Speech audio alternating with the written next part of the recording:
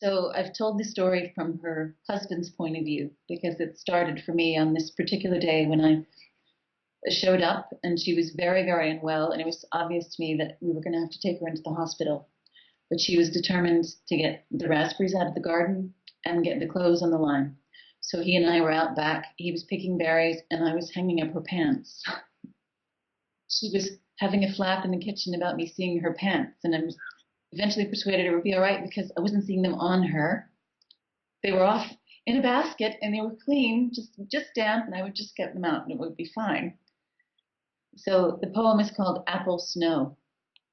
I've been trying to type them up, all these recipes, asking questions, keeping the cook in her alive. The rest of her is dead. The girl from the farm next door is gone. My wife is gone. Their mother is gone. This one is for Apple Snow.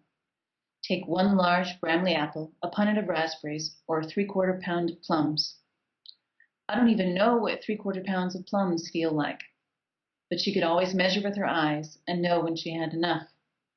3 egg whites, no easy thing, separating the whites from the yolks, and she used to do it while she talked to me or heard the Waynes' homework. Whisk egg whites until stiff, add sugar to taste. I can't do it. I've tried. They sag doon the bowl every time. Maybe underbeaten, maybe over. Like science, and I was nae good at that at all. Stew fruit until cooked, add sugar to taste. I can't even get her to taste the fruit. She looks at it like it don't belong to her. I canna sieve they wee bit suit very well. I ken that's maybe why I shall no taste it. Too bitty, too sour. Fold into egg white. Now it's all gone to hell in this bowl, and she'll not even laugh at me. I can't read her either.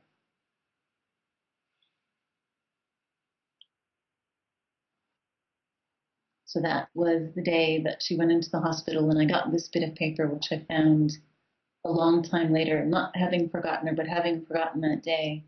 And just all of it just comes zooming back. I remember his sadness and